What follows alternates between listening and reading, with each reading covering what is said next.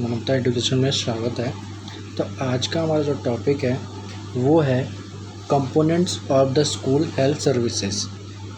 इसमें क्या क्या कंपोनेंट्स होते हैं? इसमें 3 कंपोनेंट्स होते हैं। सबसे पहला इसमें कंपोनेंट है health promotive and protective services, and then second है therapeutic services, then rehabilitative services. तो इसको अपन बारी बारी लाइन से देखेंगे। तो इसमें सबसे अपन पहला सर्विसेज देखते हैं health promotive and protective services. तो इसके अंदर क्या है? The school environment comparison of the site location and building. Means यहाँ पे ये बोल रहा है जो स्कूल का इन्वायरमेंट कंपैरिजन है वो किससे किया जा सकता है कि वो कौन सी साइट पे है, उस बिल्डिंग जो उसकी जो बिल्डिंग है वो कौन सी साइट पे लोकेटेड है, then and the surrounding the building should be located away from the noise and traffic but it should be easily approachable। मतलब ये बोल रहा है कि जो स्कूल का सराउंडिंग है वो नॉइज़ और ट्रैफिक से दूर होना चाहिए, उसमें नॉइज़ और ट्रैफिक का कोई इफेक्ट नहीं पड़ना चाहिए, एंड वो ईज़िली अप्रोचेबल होना चाहिए, मतलब कि लोगों को वो ईज़िली मिल जाना चाहिए, ऐसे प्लेस पर उसको होना चाहिए। Then next it should be have a proper drainage system, वहाँ पे प्रॉपर ड्रेनेज सिस्टम होना चाहिए। The classroom should be well ventilated, there the should be sufficient natural light and surrounding should be clean. Means यहाँ पे ये बोल रहा है कि जो क्लासरूम जो होना चाहिए वो वेंटिलेटेड होना चाहिए, वहाँ पे प्रॉपर वेंटिलेशन की जगह होनी चाहिए, नेचुरल लाइट होनी चाहिए और प्रॉपर जो लाइटें रहती हैं वो होनी चाहिए। देन उसका जो सराउंडिंग है मतलब कि जो क्लास है वो क्लीन होना चाहिए। मतलब टोटली यहाँ पे ये बोल रहा है कि अच्छी लाइट होनी चाहिए, वहाँ पे वेंटिलेशन अच्छा होना चाहिए और जो क्लास है वो क्लीन होना चाहिए। Then it is the desirable of the single desk with chair, मतलब कि जो हर क्लास है वहाँ पर इंडिविजुअल बच्चों के लिए एक एक चेयर और डेस्क होने चाहिए। Then each classroom should be have a learning facilities according to needs of the student and resources availability. Means जो क्लासरूम जो होता है वहाँ पे जो फैसिलिटीज़ हैं वो स्टूडेंट के नीड के अकॉर्डिंग और जो रिसोर्सेस हैं उनकी अवेलेबिलिटी के अकॉर्डिंग होनी चाहिए। मतलब कि जो स्टूडेंट का जो नीड है और जो चीज़ें अवेलेबल है उसके अकॉर्डिंग वहाँ पर होनी चाहिए। देन नेक्स्ट पॉइंट में अपन बात करते हैं। तो नेक्स्ट पॉइंट इसका क्या है? Maintenance of the personal hygiene. ठीक है, तो इसमें आपको बता दूं कि अगर हमको बच्चों की हेल्थ को प्रोटेक्ट करना है, प्रमोट करना है, तो पर्सनल हाइजीन मेंटेन करना बहुत ज़रूरी होता है। तो इसमें सबसे पहले चीज़ यहाँ पे लिखा है maintain of the personal hygiene is very essential for promotion and health children. Means यहाँ पे वही चीज़ बोल रही है कि जो पर्सनल हाइजीन है वो एसेंशियल चीज़ है यहाँ पे बच्चों की हेल्थ को प्रमोशन करने के लिए, प्रोटेक्ट करने के लिए। ठीक है, then next in this teacher can be play important role. First of all they can be role model by the following good personal hygiene। Means यहाँ पे ये बोल रहा है कि जो टीचर होते हैं, जो स्कूल चिल्ड्रन होते हैं, उनके लिए पर्सनल हाइजीन मेंटेन करना ज़रूरी तो होता है, और इसमें जो टीचर होती है वो एक इम्पॉर्टेंट रोल प्ले करती है। अब वो कैसे? वो टीचर जो होती है एक रोल मॉडल होती है। अगर जो टीचर है वो अच्छी तरह पर्सनल हाइजीन मेंटेन करेगी, सारे सैनिटेशन रूल फॉलो करेगी, तो वही वो दूसरे बच्चों को ये चीज़ें बता सकती है, उन्हें एजुकेट कर सकती है, उनको पर्सनल हाइजीन फॉलो करवा सकती है। अगर वो खुद ही नहीं करेगी तो फिर दूसरे बच्चों को वो कैसे बताएगी?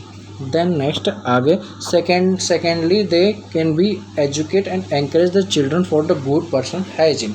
मीन्स जो टीचर होती है उनको बच्चों को एजुकेट करना चाहिए, एनकरेज करना चाहिए गुड पर्सनल हाइजीन मेंटेन करने के लिए। अब वो कहाँ पे कर सकते हैं? जब खाना खा रहे हैं उससे पहले हैंड वॉश करना चाहिए, खाना खाने के बाद हैंड वॉश करना चाहिए, या फिर किसी कंटामिनेटेड चीज़ों को अपन ने अगर टच किया है या फिर कहीं गंदी जगह से आए तो भी उनको वॉश होना चाहिए, उनको बात लेना चाहिए, हैंड वॉश करना चाहिए। इन सारी चीज़ों को बताकर उनको वो एजुकेट कर सकती है और हैंड वॉशिंग के लिए एनकरेज कर सकती है। Then next, thirdly, they can do daily inspect of the children to assist their the personal hygiene। Means जो टीचर होती है वो बच्चों के इंस्पेक्ट कर सकती है, उनको असिस्ट कर सकती है कि वो ग्रूमिंग है कि नहीं है, उन्होंने बात लिया कि नहीं लिया, अपने हैंड वॉश करते हैं वो लोग कि नहीं करते हैं। इन सब चीज़ों को वो टीचर्स इंस्पेक्ट कर सकती है, उनको इंस्पेक्ट करना चाहिए। नेक्स्ट पॉइंट अपन क्या है, गुड न्यूट्रिशन। जो अपना अगला पॉइंट है उसका वो है गुड न्यूट्रिशन। इसमें क्या है, good nutrition is the very essential not only for the health growth and development of the schools child but also for his और हर एजुकेशन अचीवमेंट। मीन्स यहाँ पे ये बोल रहा है कि जो गुड न्यूट्रिशन लेते हैं बच्चे, जो उनको दिया जाता है वो सिर्फ उनकी ग्रोथ और डेवलपमेंट के लिए, बॉडी ग्रोथ और डेवलपमेंट के लिए ज़रूरी नहीं है, बल्कि उनकी एजुकेशन अचीवमेंट्स के लिए भी जो ज़रूरी होता है। Then next, it also protect the children against malnutrition. अगर बच्चा अच्छी डाइट ले रहा है, गुड न्यूट्रिशन ले रहा है, अब हाइजीन मेंटेन कर रहा है, तो वो माल न्यूट्रिशन से प्रिवेंट रहेगा। ठीक है।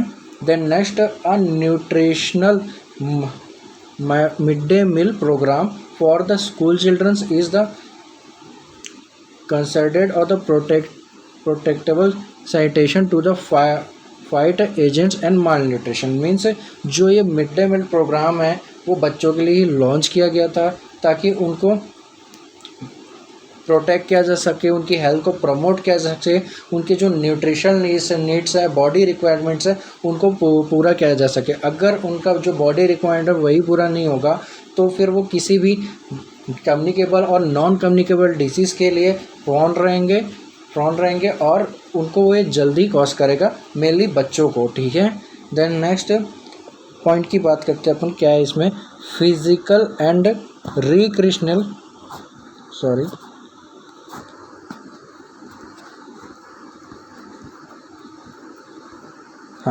तो यहाँ पर नेक्स्ट पॉइंट है फिजिकल एंड रिक्रिएशनल एक्टिविटी। तो इसके अंदर क्या होता है, physical exercise and recreational activities in the school promote muscular development and also improve than spiritual and can be helpful in the relieving physical and mental stress. Means यहाँ पे ये बोल रहा है कि स्कूल्स में बच्चों को जो रिक्रिएशनल एक्टिविटीज़ होती है उसमें सिर्फ उनकी मस्कुलर स्केलेटन डेवलपमेंट होता है और उनका इम्प्रूव होता है टीम स्पिरिट, मतलब जो एक टीम वर्क में काम करने का जो उनका स्पिरिट होता है वो इम्प्रूव होता है और वो हेल्प करता है, रिलीव करता है फिज़िकल एंड मेंटल स्ट्रेस को। मतलब कि जो फिज़िकल और रिक्रिएशनल एक्टिविटीज़ हैं वो रिलीव करते हैं फिज़िकल और मेंटल जो बच्चों के स्ट्रेस होते हैं उनको। ठीक है। Then next, the school health team should be taken active interest and efforts of the ensure the school authority organize the regular programs physical and recreational activities. Means इसमें स्कूल हेल्थ जो school team है उनको ही इसमें interest दिखाना पड़ेगा, इस पर effort डालना पड़ेगा, रेगुलर जो प्रोग्राम्स है उनको कंडक्ट करवाना पड़ेगा, जैसे कि yoga, recreational activities, games, dance, इन सब चीज़ों को भी कंडक्ट करवाना पड़ेगा। इसमें मतलब कि क्या चीज़ होती है, इसमें एजुकेशनल डेवलपमेंट के साथ साथ बच्चों की जो रिक्रिएशनल डेवलपमेंट है, जो उनका कॉन्फिडेंस लेवल है, पर्सनालिटी डेवलपमेंट है, ये सारी चीज़ें भी डेवलप होती हैं। तो हमें रिक्रिएशनल एक्टिविटीज़ भी करवाते रहनी चाहिए, सिर्फ पढ़ाई ही नहीं करवाते रहनी चाहिए। Then next, health education. अब हेल्थ एजुकेशन इसमें क्या होता है, health education is the very important for the school children. जो हेल्थ एजुकेशन होता है वो एक इम्पॉर्टेंट पार्ट होता है स्कूल चिल्ड्रंस के लिए। It is the create awareness, ये बच्चों में क्या होता है कि अवेयरनेस क्रिएट करता है। It also make then the knowledge regarding health methods and promote the changes of the behaviour and attitude. Means ये बच्चों की नॉलेज को इम्प्रूव करता है रिगार्डिंग किसके लिए, हेल्थ मैटर्स पर, प्रमोट करता है बिहेवियर चेंजेस को और एटीट्यूड को। ठीक है। Then next, health educations contain areas like hygiene, good nutrition, control of the communicable and non-communicable diseases, first aid ETC। Means यहाँ पे ये बोल रहा है कि अपन हेल्थ एजुकेशन किस किस एरिया पे दे सकते हैं। तो यहाँ पे सबसे पहले अपन हाइजीन मेंटेन कर सकते हैं, गुड न्यूट्रिशन के बारे में बता सकते हैं, कम्युनिकेबल और नॉन कम्युनिकेबल डिसीज़ को कैसे कंट्रोल किया जा सकता है इसके बारे में बता सकते हैं, फर्स्ट एड के बारे में बता सकते हैं, and good touch and bad touch के बारे में बता सकते हैं। मेनली ये फीमेल चाइल्ड्स को बता सकते हैं ताकि वो किसी भी हरासमेंट से या फिर किसी भी ट्रैफिकिंग से बच सकें, वो अवेयर रह सके, उनको नॉलेज प्रोवाइड करते हैं इस चीज़ के बारे में। Then next, immunization schedule. Immunization schedule में all school children should be immunized according to the national immunization schedule. Children show that can be prevent for infection diseases। Means यहाँ पे ये बोल रहा है कि जो जितने भी स्कूल चिल्ड्रंस है उनको इम्यूनाइज चाहिए कि इसके नेशनल इम्यूनाइजेशन शेड्यूल के अकॉर्डिंग, ताकि वो प्रिवेंट हो सके और इन्फेक्शन प्रिवेंट हो सके इन्फेक्शन डिसीजेस से। ठीक है, तो इसमें जो फर्स्ट लाइन था इसका, health promotive and protective services में, तो इसमें हमने सारे पॉइंट देख लिए। जैसे कि सबसे पहला पॉइंट था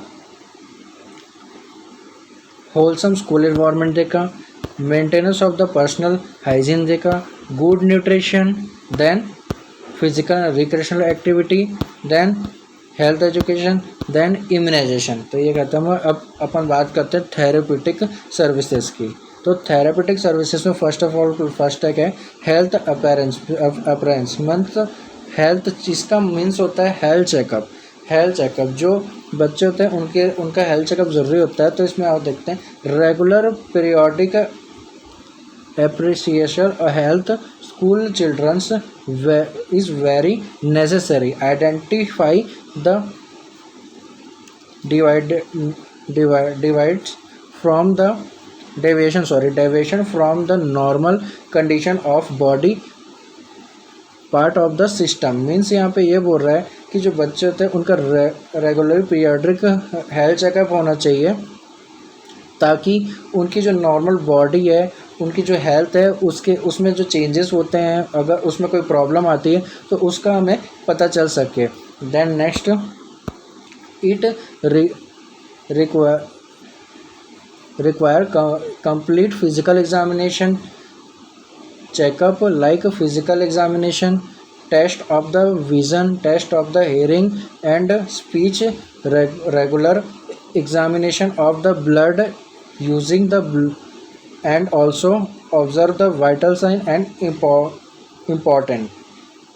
मीन्स यहाँ पे ये बोल रहा है कि अपन हेल्थ चेकअप में क्या क्या कर सकते हैं। जैसे कि सबसे फर्स्ट चीज़ यहाँ पे क्या कर सकते हैं, अपन उसका फिजिकल एग्जामिनेशन कर सकते हैं। ठीक है, एंड विज़न टेस्ट कर सकते हैं, हियरिंग टेस्ट कर सकते हैं, है ना, स्पीच टेस्ट कर सकते हैं, रेगुलर एग्जामिन कर सकते हैं ब्लड एंड यूरिन को इंटरवल्स में, and also observing the vital sign. जो वाइटल साइन है उसको अपन ऑब्जर्व कर सकते हैं, और हाइट एंड वेट को मेज़र कर सकते हैं अपन इसमें। ठीक है, देन नेक्स्ट पॉइंट है इसमें first aid and emergency care. The school most have a emergent for the provide the first aid and emergency care to children who get the injured or sick at schools। Means यहाँ पे ये बोल रहा है कि जो teachers होते हैं और जो टीचर्स होते हैं, स्टाफ होते हैं, उनको फर्स्ट एड केयर के नॉलेज होना चाहिए, जिससे वहाँ के बच्चों को, जो सिक चिल्ड्रन है, जो अगर बच्चा कोई इंजर्ड हो गया तो उनको एमरजेंसी केयर प्रोवाइड किया जा सके, उनको फर्स्ट एड दिया जा सके। Then next,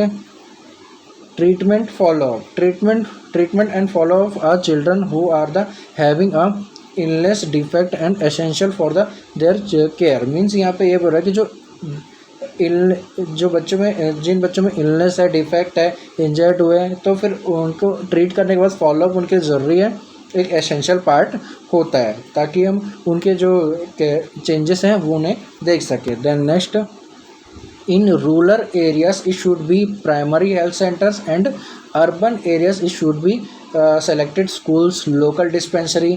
There should be the fixed day and time which should be to teachers and parents. Means यहाँ पे ये बोल रहा है कि जो रूरल एरियाज है उसमें प्राइमरी हेल्थ सेंटर्स को, और जो अर्बन एरियाज है उसमें सेलेक्टेड स्कूल्स को एंड डिस्पेंसरीज को एक फिक्स डेट एंड टाइम देना चाहिए, और जो हेल्थ कैंप्स हैं उनको ऑर्गेनाइज करना चाहिए। इसमें डेट और टाइम जो है वो बच्चों के साथ साथ पेरेंट्स को भी पता होना चाहिए, ताकि उस डेट और टाइम पर बच्चों को लाकर वो हेल्थ चेकअप करवा सकें और उन्हें उनकी प्रॉब्लम से रिलीव कर सकें। Then next, specialized health services. School childrens often from the problems like dental crisis, defect of the vision and a problem then for ear, nose, throat and all this condition requiring the specialized service, so that we can promote the health of the children. There should be specialized day and on with the specialized can be event। Means यहाँ पे ये बोल रहा है कि अगर बच्चों को कोई जैसे कि डेंटल प्रॉब्लम है या फिर विज़न प्रॉब्लम है या फिर ईयर, नोज़ एंड थ्रोट मतलब कि ईएनटी के प्रॉब्लम है, तो इनको एक स्पेशलिस्ट की ज़रूरत होती है। डेंटल है तो डेंटल स्पेशलिस्ट की ज़रूरत होती है। ENT, ear, throat and nose की प्रॉब्लम है तो, और आई की प्रॉब्लम है तो उनको ईएनटी वाले डॉक्टर की ज़रूरत होती है। तो ये स्पेशलाइज्ड डॉक्टर्स की ज़रूरत होती है। तो इसके लिए भी एक फ़िक्स डेट होनी चाहिए, टाइम होनी चाहिए। जैसे कि अगर किसी बच्चे को डेंटल प्रॉब्लम है तो उनके डॉक्टर को मंडे का टाइम दे रहे हैं, तो मंडे को टीचर्स और पेरेंट्स को इस चीज़ के बारे में पता होना चाहिए। और अगर ईएनटी सेकेंड डे पर ईएनटी वाले डॉक्टर्स को टाइम दे दीजिए, और उसके बारे में भी टीचर और पेरेंट्स को पता होना चाहिए, ताकि वो उन्हें अपने बच्चों को लाकर वहाँ पर चेकअप करवा सकें, उन्हें हेल्थ फैसिलिटीज़ प्रोवाइड करवा सकें। ठीक है। देन नेक्स्ट लास्ट पॉइंट इसमें आता है रिहैबिलिटेटिव सर्विसेज। तो रिहैबिलिटेटिव सर्विसेज में क्या होता है? Rehabilitative services are the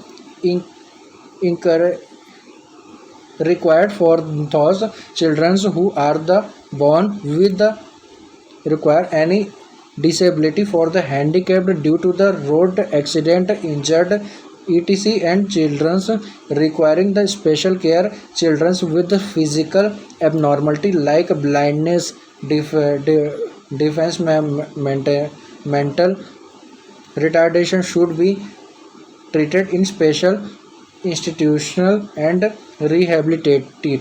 means यहाँ पे ये जो रिहैबिलिटेशन है वो जो हैंडीकैप्ड चिल्ड्रंस होते हैं, जो जिनके साथ हैंडीकैप्ड होते हैं किसी डिफेक्ट के कारण या फिर एक्सीडेंटली हैंडीकैप्ड हो जाते हैं, तो उन बच्चों को यहाँ पे रिहैबिलिटेट किया जाता है। ट्रीटमेंट, एक स्पेशल ट्रीटमेंट प्रोवाइड की जाती है, उनको सपोर्ट किया जाता है, उनको ट्रीट किया जाता है। तो रिहैबिलिटेटिव सर्विसेज हैंडीकैप्ड चिल्ड्रंस के लिए होती हैं। जैसे कि ब्लाइंडनेस की प्रॉब्लम हो गई या फिर बच्चा मेंटल रिटार्डेशन से सफ़र कर रहा है, तो इन सब चीज़ों के लिए एक स्पेशल इंस्टीट्यूट होता है जहाँ पे इनको स्पेशल ट्रीटमेंट दिया जाता है। एक रिहैबिलिटेट सेंटर होता ही है।